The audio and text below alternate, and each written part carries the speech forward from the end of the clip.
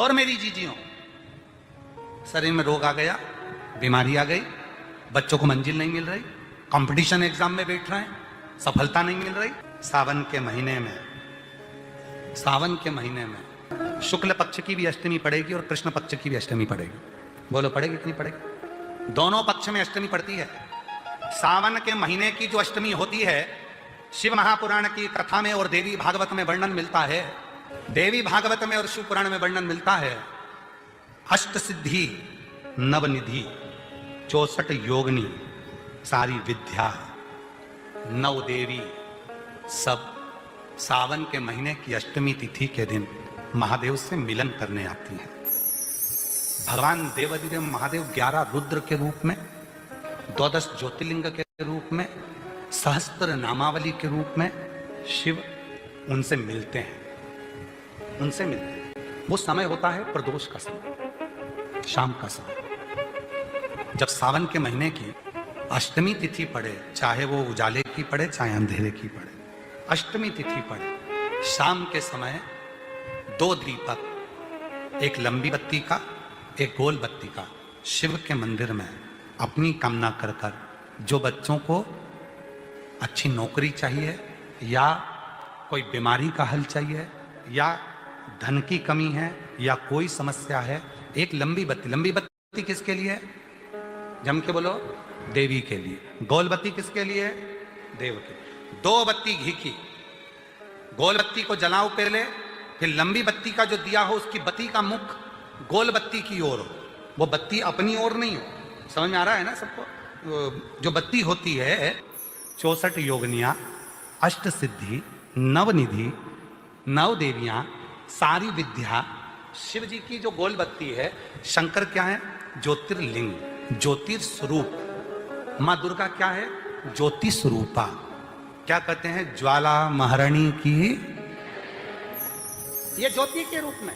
जब हम गोल बत्ती के सामने अष्टमी के दिन प्रदोष के समय पर लंबी बत्ती का दीपक, पहले गोल बत्ती का दिया जलाया, फिर ये लंबी बत्ती का मुख उधर की ओर कर दीपक को जब हम प्रज्वलित करते हैं और अपनी जो कामना दोनों दीपक के सम्मुख में करते हैं, वो कामना पूर्ण होकर ही रहती है। पर करना क्या है? दोनों अष्टमी, सावन के महीने में जो उजाले पक्ष की अष्टमी आएगी उस पर भी करना है, और जो अंधेरे पक्ष की आएगी उस पर भी। श्रावण महीने की दोनों अष्टमियों में से कोई भी अष्टमी, ये भी जरूरी नहीं है कि सोमवार की ही अष्टमी थी। श्रावण महीने की दोनों अष्टमियों में से कोई भी अष्टमी को, आज भी नियम है महाराज, कोई मदिरापान में डूबा है, कोई वेश्यावृत्ति में डूबा है, कोई मांसाहार में डूबा है, कोई गलत काम में, जुए आदि में डूबा हुआ है, तुम छुड़ा कर रह गए कि मत जा, मत कर, तुम छुड़ा कर रह गए। तो शिव महापुराण का एक बड़ा सुंदर भाव वर्णन करा गया महाराज, बड़ा सुंदर भाव। महाराज, शमी के 5 पत्ते, बेलपत्री के 5 पत्ते, बेर के 5 पत्ते, क्या क्या चीज है जरा जम के बोलो? शमी के 5 पत्ते, बेर के 5 पत्ते और बेलपत्री के 5 पत्ते। महाराज, बेर के पत्ते पर लाल चंदन, बेलपत्री के पत्ते पर पीला चंदन, शमी के पत्ते पर केवल कोई चंदन लगाने की जरूरत नहीं, सादा, केवल एकदम कुछ भी उसमें लगाकर नहीं, सिंपल।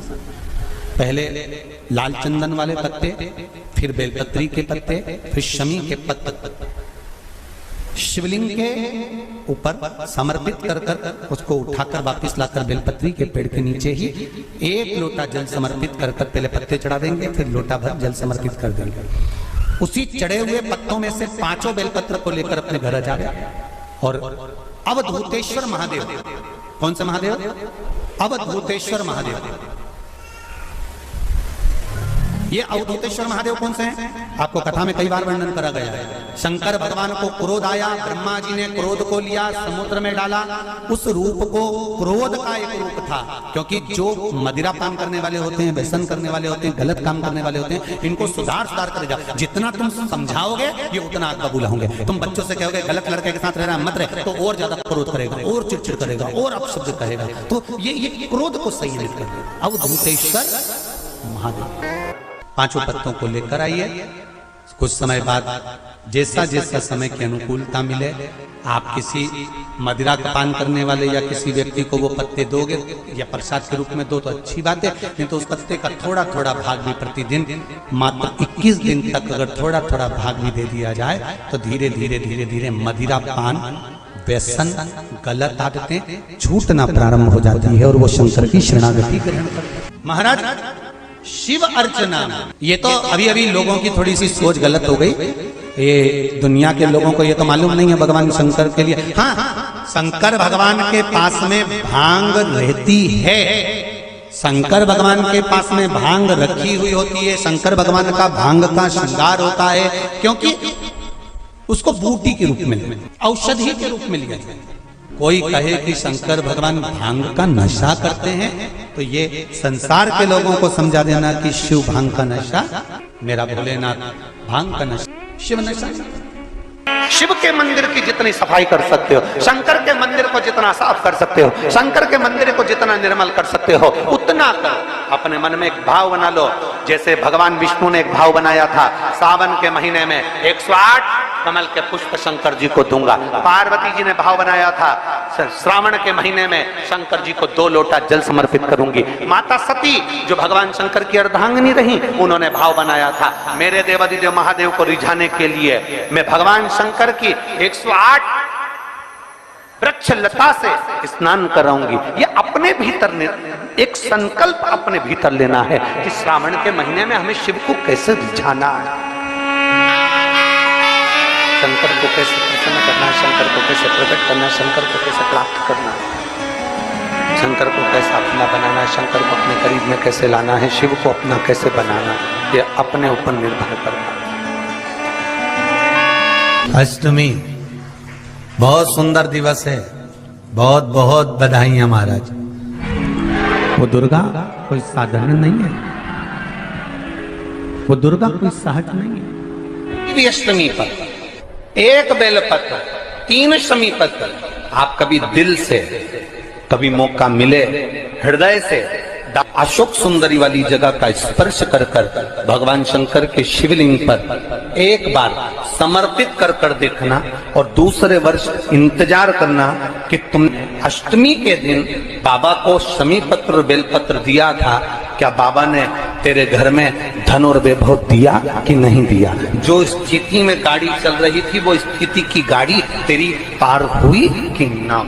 आपके जीवन में ऐसा लगने लगे कि हाँ बहुत कष्ट है, कर्जा भी बढ़ गया, तकलीफें भी बढ़ गई, बहुत दुख भी बढ़ रहा है, कहीं परिवार सही नहीं चल रहा है, तो प्रयास करते रहा करो। हफ्ते में एक बार 1 चावल का दाना जल के पात्र में डाल लिया, 1 काली मिर्च जल के पात्र में डाल ली, और उस जल को ले गए, थोड़ा सा चंदन का छींटा डाल दिया, ले जाकर शिव जी को समर्पित कर दिया।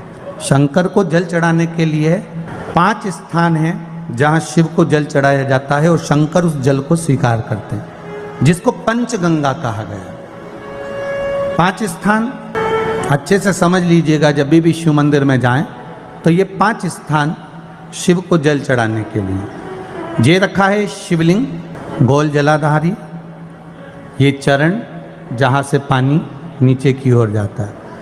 शंकर भगवान के 13 बच्चे हैं, 13 की 13 बच्चे, शिव जी का संपूर्ण परिवार, 33 कोटि देवता, 64 योगनियां, सब शिवलिंग के आसपास में।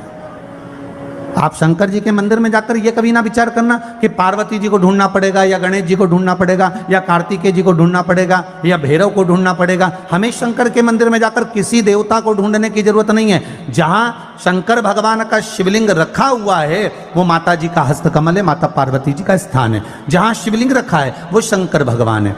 जहां जलाधारी है उस जलाधारी के पास में जहां पानी बहता है बीच में अशोक सुंदरी का स्थान है। जहां से पानी बह रहा है उसका राइट भाग वहां गणेश जी का स्थान है, लेफ्ट भाग कार्तिकेय जी का स्थान है। शंकर भगवान के ऊपर जो जल गिर रहा है वो शंकर भगवान की 5 लड़कियां जया, विषहरा, शामली बारी, दौतली, देव, ये शंकर जी की 5 बेटियां ऊपर हैं। जहां से पानी बहकर उस निकासी से जहां नाली बनी रहती है, पानी जहां से निकलकर बाहर मंदिर के जा रहा है वो 33 कोटि देवताओं का स्थान है। इसलिए सारे मंदिरों की परिक्रमा हो सकती है पर शंकर जी के मंदिर की परिक्रमा नहीं करते, क्योंकि वो जल जो जा रहा है वो 33 कोटि देवताओं का स्थान है, उसको हम लांघ नहीं सकते। वो स्थान जल चढ़ाते समय आप इसका स्मरण रखें। पानी का जब पात्र लेकर जाते हैं मंदिर के अंदर, सबसे पहले शिव जी का जो जलाधारी है उसमें राइट भाग पर अपनी मनोकामना कर कर जल चढ़ाएं, फिर लेफ्ट भाग में चढ़ाएं रोग मुक्ति के लिए। अशोक सुंदरी की जगह पर चढ़ाएं, ये तीसरा स्थान। चौथा स्थान माता पार्वती जी का जो कटी भाग है जहां पर शिवलिंग रखा हुआ है उस भाग पर जल चढ़ाएं, चौथा भाग। पांचवा भाग शंकर जी के ऊपर चढ़ाएं। ये 5 जगह पर जल क्रमवाइज चढ़ाएं। आप लोग जाते हो डायरेक्ट जाकर शंकर जी पे जल उंडेल करा जाते हो, सीधे गए और शिव जी पे जाकर आपने जल चढ़ा दिया। हमारे यहाँ शास्त्र कहता है जैसे अपन देवताओं की पूजन करते हैं तो पंडित जी सबसे पहले पूजन किसकी कराते हैं?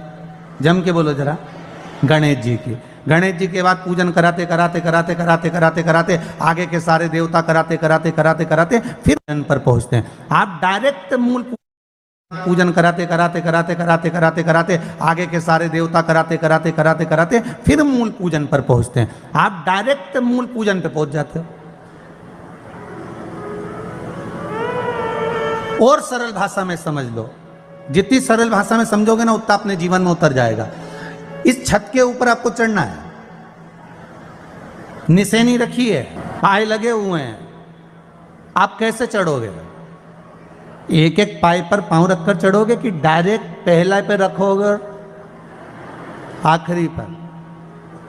जम के बोलिए जरा, एक एक पाए पर पांव रखोगे ना कि धीरे धीरे हमको चढ़ना है। उसी तरह शिव मंदिर में पहुंचने के बाद पहला गणेश स्थान, कार्तिकेय स्थान, अशोक सुंदरी का स्थान। अशोक सुंदरी के स्थान पर जल क्यों चढ़ाया जाता है? क्योंकि भगवान शंकर की सबसे छोटी लड़की जो है वो अशोक सुंदरी है। और ये जो छोटी लड़की है अशोक सुंदरी, ये नारी को अखंड सौभाग्यता का वर प्रदान करती है। कौन सी नारी को? किस नारी को अखंड सौभाग्यता देती है? तो महाराज शास्त्र कहता है जिस नारी के भाग्य में लिखा होता है कि इसको वैधव्य होना है, इसके पति को समाप्त होना है, अगर वो नारी अशोक सुंदरी वाली जगह पर जल चढ़ा देती है तो पति पर अगर काल भी मंडरा रहा होता है तो मां अशोक सुंदरी महाकाल से कहकर काल को टाल देती है। वो अशोक सुंदरी का स्थान, वो माता अशोक सुंदरी का स्थान। जल चढ़ाने का एक नियम है, यहाँ जल चढ़ाया, फिर कार्तिकेय बाबा को चढ़ाया, फिर अशोक सुंदरी को चढ़ाया, फिर कटी भाग पर। ये कटी भाग बड़ा विशेष भाग है महाराज, बहुत बहुत ध्यान दीजिएगा। जिस पति और पत्नी में विवाद होकर अदालत तक बात पहुंच गई हो और तलाक तक की नौबत आ रही हो, महाराज उनको जोड़ने के लिए ये कटी भाग मूल होता है। कौन सा कटी भाग?